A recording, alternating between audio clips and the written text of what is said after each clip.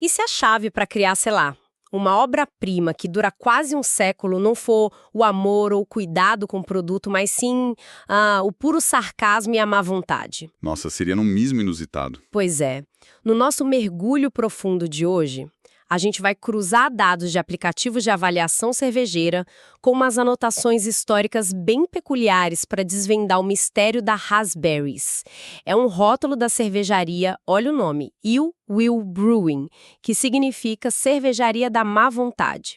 E sendo bem sincera, lendo as nossas fontes, é como se o puro despeito e a rivalidade fossem fermentados e engarrafados ali. E a ironia mais fascinante dessa história toda é justamente esse contraste violento, sabe? Entre o conceito da marca e a recepção da galera.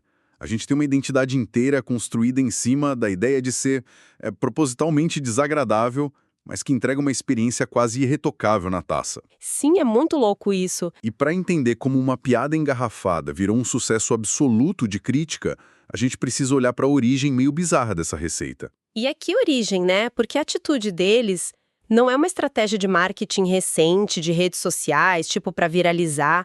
Os registros voltam lá para 1927, quando o fundador, o Franco Lalama, criou a bebida sob o nome de The Bronx Cheer. O que já é uma baita piada pronta por si só. Exato, porque essa expressão era uma gíria da época para o som de uma vaia. Tipo, imitando uma framboesa com a boca só para irritar alguém, sabe? Aham, e o manual de instruções original da marca dita umas regras de consumo brilhantes que refletem certinho esse espírito. A recomendação oficial deles é abrir uma garrafa no exato momento em que o jogador favorito do time rival for trocado de equipe. Mentira, é muito bom. E tem uma instrução nas notas que eu achei fenomenal. A bebida deve ser entregue como um presente para alguém logo depois de você descobrir que a pessoa visitou as cervejarias concorrentes primeiro. É um produto arquitetado sob medida para celebrar o rancor de uma forma cômica. Total. Mas, peraí, vamos dar uma pausa aqui e olhar para a ficha técnica atual. Porque a Raspberries é classificada hoje no estilo Sour Smoothie ou Pastry. E tipo, explicando um pouco o jargão cervejeiro para quem está ouvindo, é uma bebida propositalmente ácida, azeda, só que com uma textura mais grossa e um doçor que lembra a sobremesa. Isso, bem específica. Então, como é que uma receita com esse perfil, que parece ter nascido de uma tendência toda moderninha, estreou lá em 1927? Porque isso soa como uma anomalia temporal absurda no mundo das bebidas. Sim, soa mesmo. Mas a genialidade, olha só, está justamente na acidez natural dessa receita original. O que nos anos 20 era considerado um sabor excessivamente azedo e agressivo. Que é o perfil perfeito para punir um rival. Exatamente, o perfil perfeito para entregar como uma piada. Só que hoje em dia, isso se encaixa milimetricamente na febre global que são as cervejas do tipo sour. Eles estavam, por puro acidente e, claro, rancor, um século à frente do próprio tempo. O paladar da galera mudou e a piada virou uma iguaria super complexa. Nossa, então o despeite envelheceu incrivelmente bem.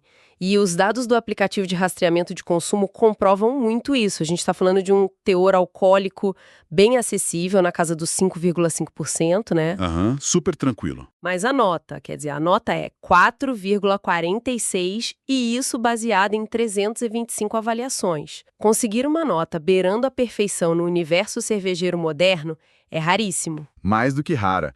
É uma pontuação que muitas cervejarias hoje lutam para alcançar usando uma infinidade de truques. A gente vê direto o uso de safras especiais anuais ou aquelas parcerias grandiosas com outras marcas, tudo para criar um senso de exclusividade e inflar as notas, sabe? Tipo um hype forçado. Exato. E a base de dados mostra claramente que a Raspberries não usa nenhum desses atalhos. É zero parceria e zero edição limitada. A produção dele segue ativa, contínua, mantendo ali uma média de 7 registros de consumo mensais. E o que me chamou muito a atenção nesses registros foi a taxa de unicidade impressionante.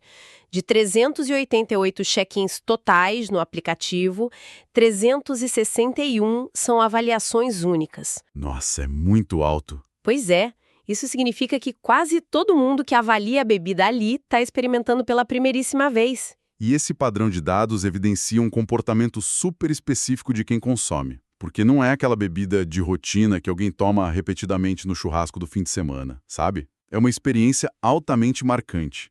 Quem prova tem um momento distinto, memorável. E já sai querendo avaliar. Sim, porque a bebida entrega exatamente o soco de personalidade, de textura e de acidez que promete, e logo no primeiro gole.